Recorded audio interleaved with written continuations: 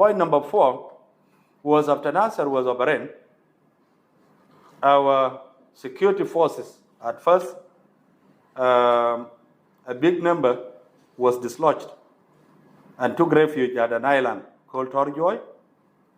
Then the main barracks was captured and divided to 2 sections. We had one section, the armory unit, Malta Dababat, where the commander was held up for all those days. He was at armory unit. Then at the main entrance to Ruei Radio, there was another armored vehicle that was being commanded by a captain.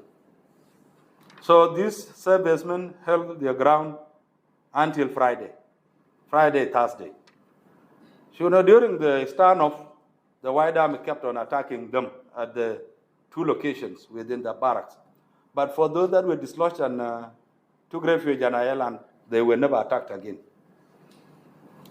So after they stood their ground until Thursday, while we were fighting off, while Gerald, the late Major, was fighting off repeated attacks, an agreement was reached that all those who were held up would be extracted, and the process would be facilitated by enemies. And that was how enemies got involved, but unfortunately, it ended in tragedy. And of course, the commander-in-chief of SPLIO is Dr. Riek, gave assurances to our general that was besieged that all would be fine. The leadership of the state and county were involved in the process. Then now, I'm sure you saw some pictures that were circulating when the general was being carried by a group of men in uniform. So at the point of him maybe getting onto the plane, a lot of fire was opened, and unfortunately we ended up losing him along with 26 others. Let me go back, that was on Friday. But on Thursday, there was a successful operation. The plane landed, and the captain that was in charge of a second armored vehicle was successfully evacuated. So the last one ended in total failure and death. Then now all those who were dislodged started finding their own ways. So as we speak in Wulang, like I said earlier on, we have over 70 in different locations and a big group of 150 intact heading to Gyalachal, where we have our security forces, the nearest military barracks. But the rest got scattered into Wulang County, and this is where the bone of contention is. So they got scattered, they sought refuge in different villages, and they have been given protection by different chiefs, different clans, and different leaders of the White Army. They have been protecting them up to now, including the ones in Akoba County.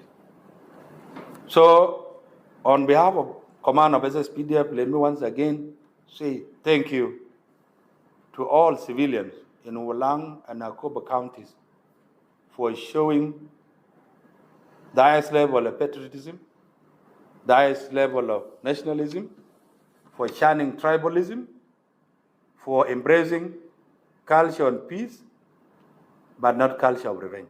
So we say thank you to them for the support they have been giving them. From the day they sought refuge in their respective homes, they have been giving them physical protection, mental security, they have been giving them food, logistics, without even one paying for it up to now. So we are saying thank you to those respective communities, individually and as a group. That's the message from command.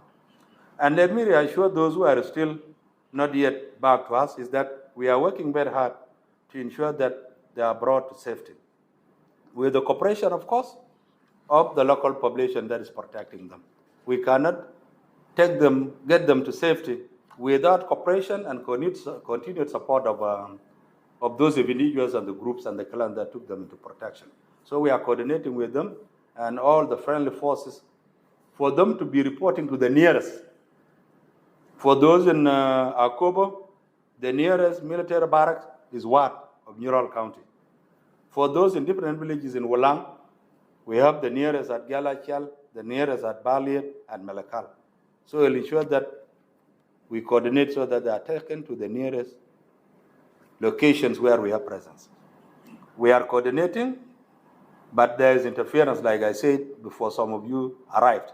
And let me repeat that the interference that we have already registered is that we had agreed with the local population in Akoba County for those who arrived there to be escorted to Wat.